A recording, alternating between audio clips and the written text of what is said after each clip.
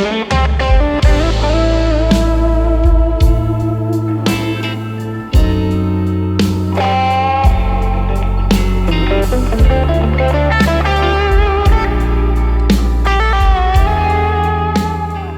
right, Joe Popp from Popp Rock Shop, and this is another Poppcast, number 3, with the amazing and one of my mentors, Steve Shanholtzer. And Steve Shanholtzer and I met at the American Music Store in the late 80s when I got a job there. And he will say he's not my mentor, but he is, and we're going to solve all that today. So, Steve, how you doing today? I'm doing good, man. Thanks for having me. And where'd you come from? You came from Hastings, or you work at a library over Yeah, in... I work at the Hastings branch public library. That's St. John's County? Yeah, extreme west end. And do you live over there I live in East Palatka. Okay. All right. So I appreciate the drive. I got to buy you dinner or whatever. Yeah. What year were you born and where? Daytona Beach, Florida, 1954. So you're a Florida boy. Yeah. Born and raised. Yeah. And you stayed in Florida your whole life, pretty much? Lived in Pennsylvania for a while. Was on the road for quite a bit. And lived Daytona, DeLand, Jacksonville, St. Augustine, all around, but the only time I moved out was Pennsylvania. When did you learn to play? How old were you? I think around 5th grade, I discovered in my closet, which had been my parents' storage, a guitar in a box there that I've determined since then was an old mail order Slingerland, $5 mail order deal. And my mother had gotten the frozen laundry off the line for some folks in 1939. She was a senior in high school, and it was a one-legged old man, and his wife was sick, and my mom took care of it, and he gave her this guitar as payment. And I discovered it in my closet in 5th grade. Went to the drugstore and got some black diamonds and put them on wrong and all that shit, But black diamond strings. Wow, I forgot about those. Yeah, thunk. Yeah. But I just there was nowhere really to learn. I didn't have lessons or anything, and there was a guy over a few streets over that was in a local band, and he was playing. And then I told you earlier about this guy named Jeff Talbert that I met at the bus stop in 7th grade, and we just plugged in together, and there's all the... So you're like 12, 11, and you started playing in a band? And what was your first real performance with the band? Like something that you felt like, this is a band, instead of just some guys jamming? That would have been probably my senior year, doing the band shell there in Daytona and a few things. But there was a night in 11th grade where it was Billy's band, Billy Bauer's band, and me and their ex-keyboard player showed up. It was Christmas Eve. And we sat in with them, and I got snuck in there, and playing. Because you weren't of age? No, I was, we did. I forget what all, but "Have You Ever Loved a Woman?" Was one of the tunes, and I played pretty good, I thought, and people are clapping and everything, and there was real stage, real lights, and it felt like, this is. And then you're done. Yeah, man. It's forever and ever. I'm going to do this the rest of my life, no matter how much money I make or don't make. Yes, right? exactly. Yeah. And I think we all get to that point at something. Before you came to Jacksonville, did you do you feel like you were close in any one of those bands that you were in? Like, this is going to be the band that I make my claim to fame? Or there was a brief thing with the Rudy Tooty band, which Billy had been in, and it started off as a duo and a trio, and then kept going. It was in one of the beach hotels. And Gary Lamb was a producer from Nashville, and his father had been a big producer. Well, he was sitting at the bar down for the races and caught our set, and we were absolutely killing it. So... And what year would this be? This would have been 82, maybe. And so he hit us with a deal where, it's a 1-album deal. We'll record you. I'll cover everything for you, and I'll shop it. And if it gets done, his deal was and 1 album.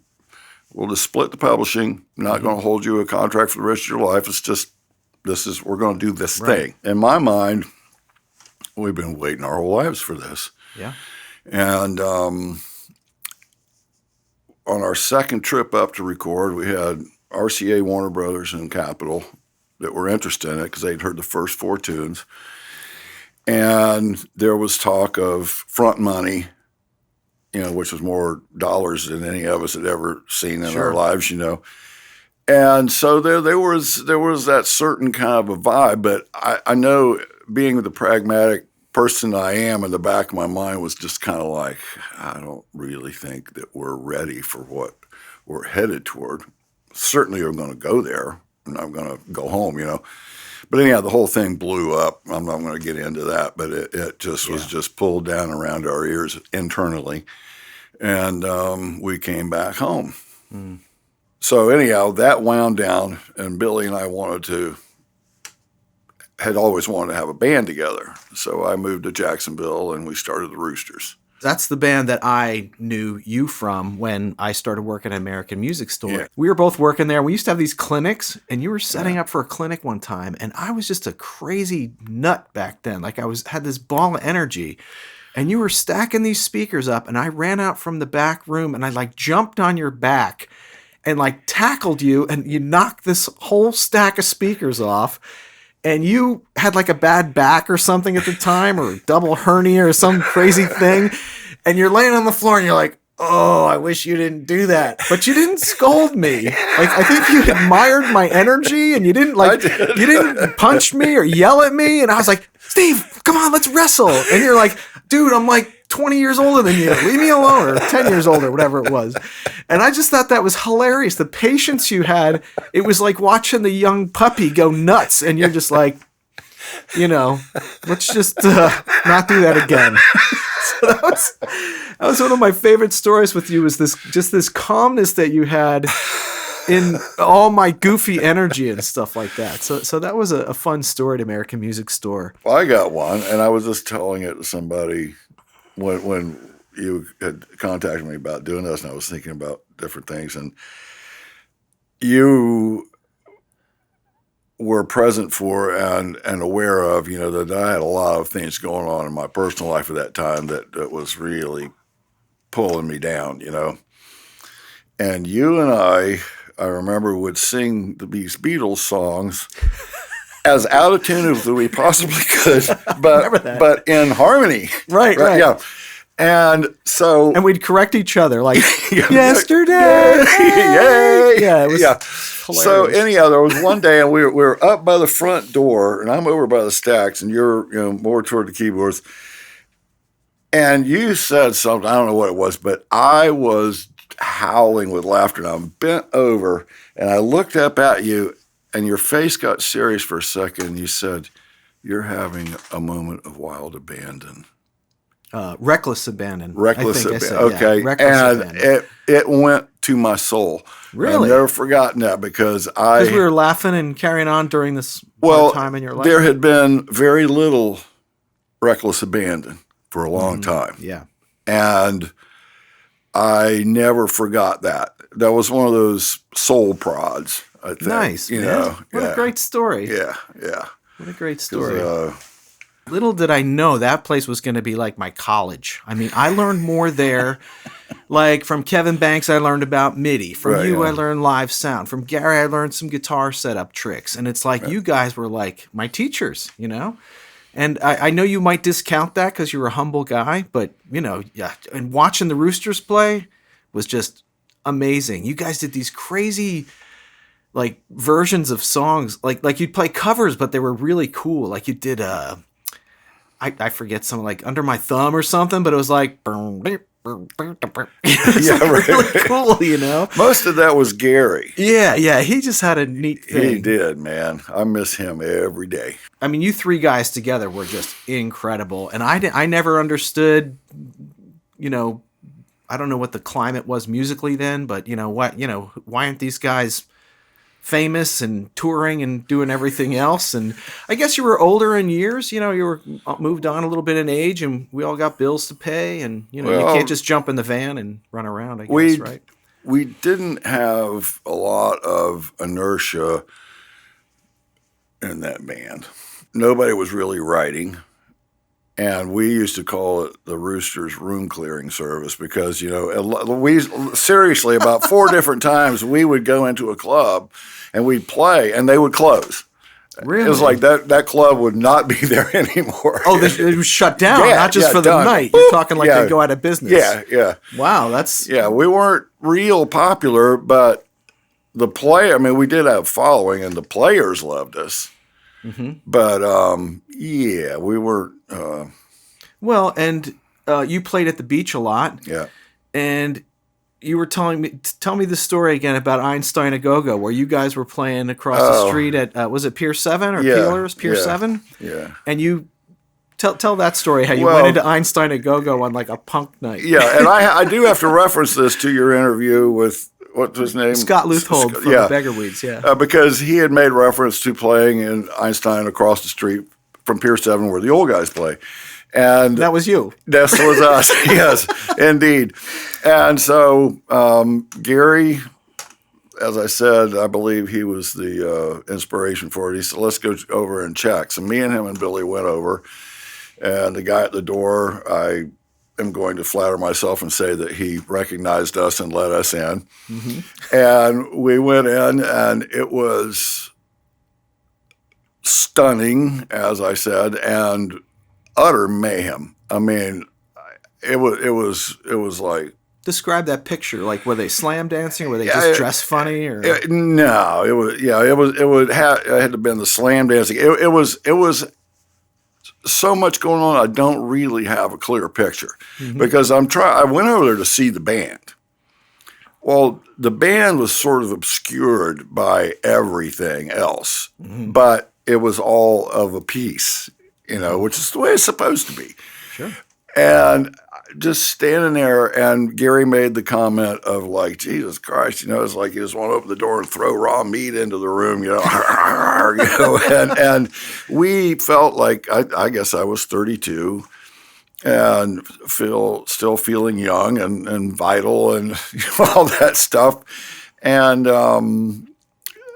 it was just like, wow. So we walked back to Pier 7 in silence, and at one point Gary just stopped and went, I'm sure you have a certain etiquette for language. So anyhow, didn't say anything. He just said, man, we got old, and I said, yeah, we really did. But anyhow, we're the fucking old guys, right? Yeah, yes, exactly. Yes, his words were, fuck, man. So anyhow, we left Pier 7 as young men and went back as old men.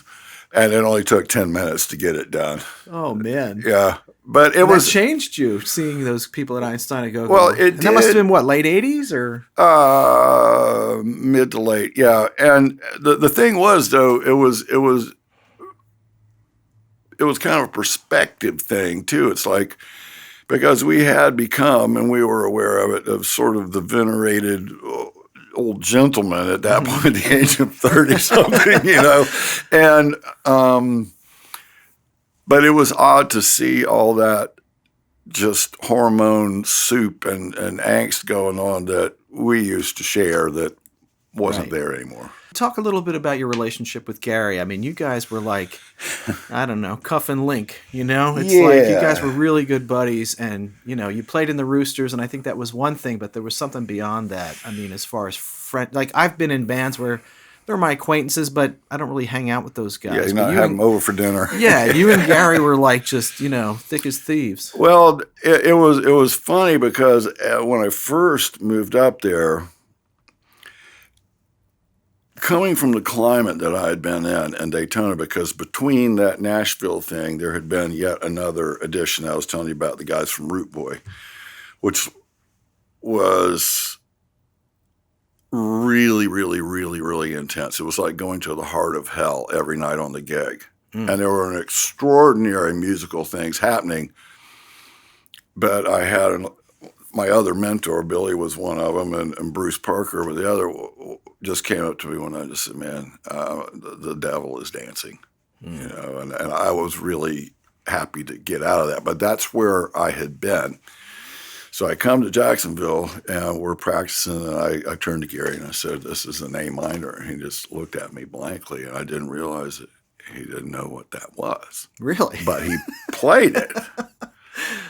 Uh-huh. And so immediately I'm going, why are we here? So anyhow, as we're going along, I began to realize, and I felt horrible about that because he was ready for me to go too. He wasn't going to take any crap. So as we're going along, I think we both realized that there was a musicality in it that when he and I and Billy would play, Gary actually had played keyboards. Okay. So his rhythmic placing of things was different completely than mine. And Billy was kind of the simplistic approach, whatever. And I'm doing, way too much, moving chords around and everything, but somehow it worked. And the more we went along, it was also that Gary, I realized that every time we plugged in, he was there to play. That was very important to me. And I mean, there was no half stepping. He was throwing down every time.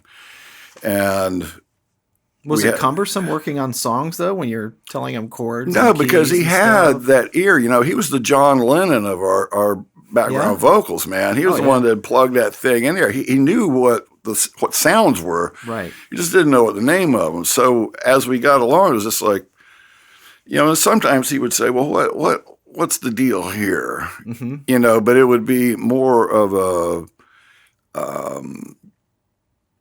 extensions, things he hadn't run into. But he wrote the bridge on Make Love Stay. Really? And I had handed him 2 sheets of lyrics, and he just turned it into a song, Yeah. So, but he was my bud. And he passed away in 2000 or 97, was it? Yeah. 97, yeah. And that must have been a tough thing, losing your best buddy. Yeah, it was. And your bandmate, and you played on his album and everything else, right? Yeah. He had an album called Dancin', right? Yeah.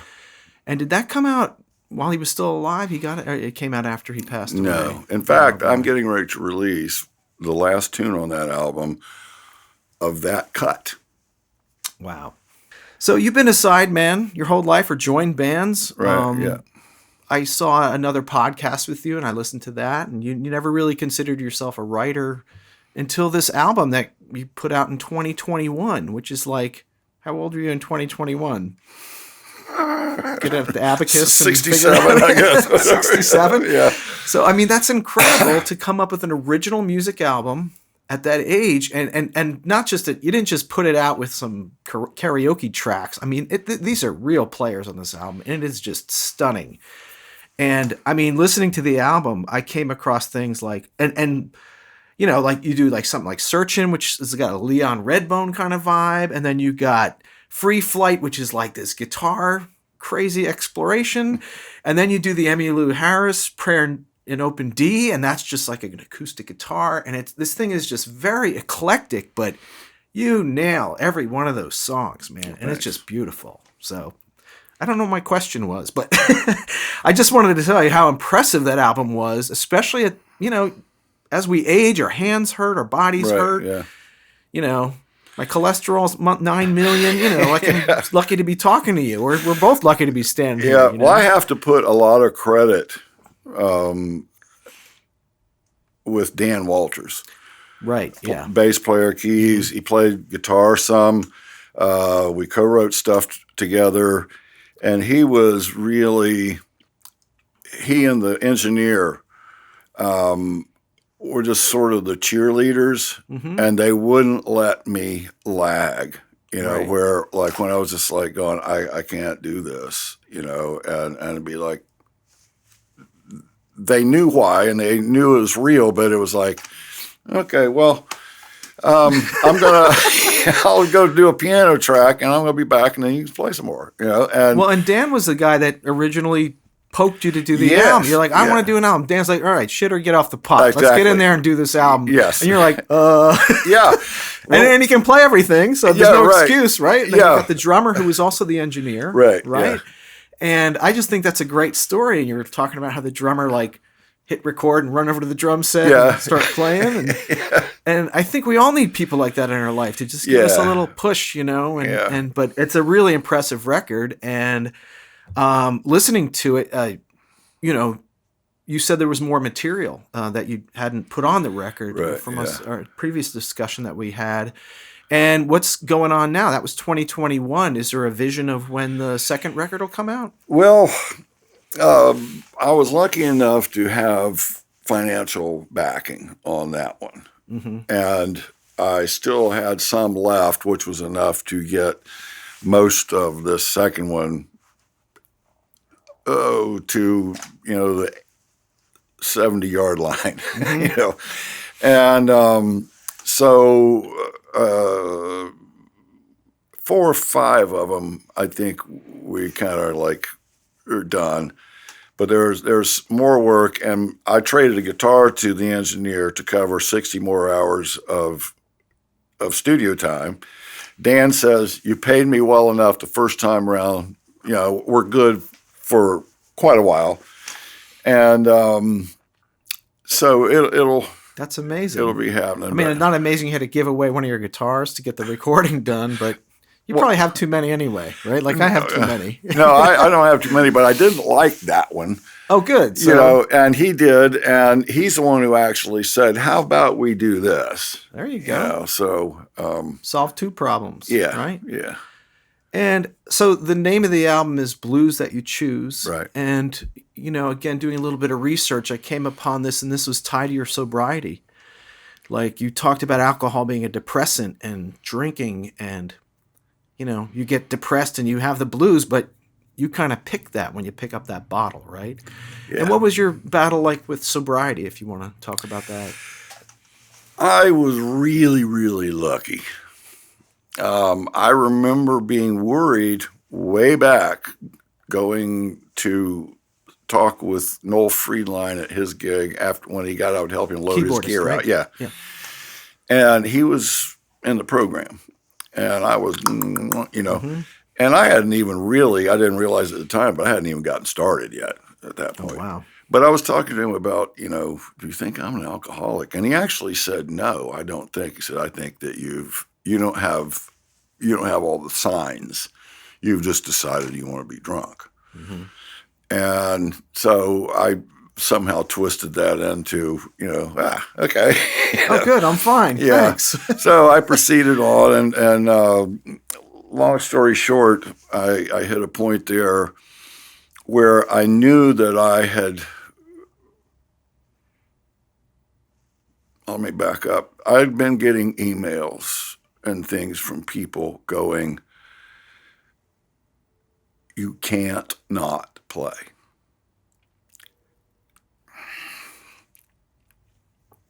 They call it a gift, and it is. Mm-hmm. And you can't shit on it. And I realized that's what I was doing. Right.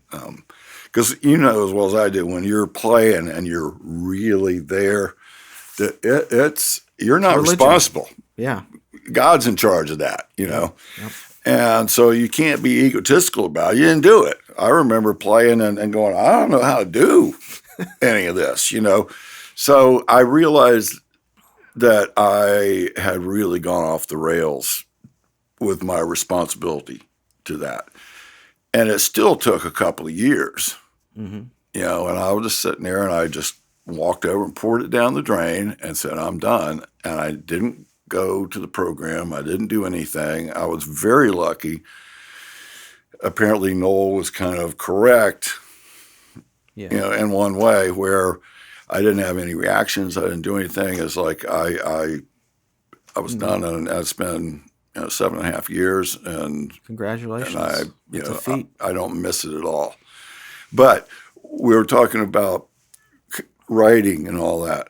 I would start things sitting there while I was drunk, and I'd come up with chord things, or I'd come up with lyrical things, and but that old thing of like, you don't follow through. Right. And so it equals nothing. Right. So Dan was really inspirational in kind of getting you. You're already sober at this time. Yeah. And he's like, okay, let's make this record now. You got a clear head and whatever. Yeah. And he's been your friend a long time? Oh, yeah. I think he was 14. I was really? 16 or 17. Wow, Yeah. okay. So you met in Daytona then? Actually, DeLand. DeLand, yeah. right. No, I had right been near picked Daytona. up by some guys from DeLand when I was still living with my parents in Daytona. Wow. But Dan was always that guy, where he was 14, 15, and the guys who were 21, 22 are like, come on, he was a badass. Wow. No matter what, like everybody else had to play piano, and he played, tuba and the marching band, and was, already versed. He was learning the left hand then. And one of his buddies, Frank Griffin, they were starting a stage band thing, and his buddy Frank Griffin told the band leader, well, Dan knows how to play bass guitar, and Dan had never touched one. So he borrowed one, figured out he knew how to read bass clef and just figured what the notes were and just showed up, and he hasn't looked back since. It's amazing. Yeah. He knew the music. He just had to get the mechanics of the that's instrument. logistical, Right. so. Yeah. That's so crazy. Your guitar playing, anyone can watch you play guitar and goes, that guy knows what he's doing, okay? But when you sing, no one is ready for when you sing. I think Walt Whitman called it the barbaric yawp, right? So you can go from this, and then it's like, and it's just the most beautiful thing to hear. It's like Tom Waits transitioning into Greg Allman. It's so unique and beautiful, and I just think it's amazing. And I just wanted to tell you that. Thank you. But I don't know anybody that sings with that sort of dynamics. Like it's just and again on the album you go from these and then into this Emmylou Harris song, which is just like this sensitive, and I'm just, I have to say about that song, that was not going to be a song. We had 20 minutes of time left over, and I had been doing some acoustic stuff anyhow, and I said, Matt, do you mind if I go in? And I'd been fiddling around with that tune, just sitting on the couch, and I wanted to see what it sounded like. And I had only ever sung the first verse. So I printed the lyrics out, and I'm in there, and I do a take, and it ambushed me. I started crying. Wow. And I finished up, and I turned around, and Matt just, and I love him, Matt, he just went, let's take it again. Yeah. And that was the second take, and you can hear me kind of faltering there at one point, and it was too real. It was scary, but it was too real to not just go, that's what it is. It's the best stuff, though. I mean, you can't agonize over these tiny mistakes when you give a performance such as that, which is soul crushing. Well, I just felt like it was like he's on his meds today. Yeah. Well, there's that too. What's the goal date for the new record, or you don't really have one? Do you have sessions lined up? Are you recording already? Well, we're getting ready to get back to work. Dan tours with Les Dudek, and he did quite a bit of that during August. And then Matt, the engineer, is also a pastor, and he went all over Europe and the Mideast, doing a sabbatical of some sort. And also learning things. But anyhow, so we're getting back onto it. And at least we've got it kind of surrounded to this is what we need to work on. So good. And you feeling strong? Hands? Hands are not so good, but that's all right. All right. Yeah, same here. They're stiff, but I did have to just learn that if you're making music, you don't have to have all that diddly. Yeah. Yeah. Well, I thought the album was somewhat restrained, as far as like there's none of these crazy like 3-hour long blues solos or anything like that. It's very tastefully done, and each note seems to have a particular position. I tried to do that. Jimmy A listened to it and he said, I would never have known that was you. It's not enough noodling, right? Yeah, right. Yeah. I don't know if diddly wee wee wee. Yeah, well, that's paid the bills for a long time, right? It did, Yeah, yes. yeah. That's the Popp Rock Shop podcast, Poppcast number 3 with Steve Shanholtzer. Steve, thanks so much for coming, and we Thank you appreciate for you having stopping me. by. Thank you. Popp Rock Shop. We make cool stuff.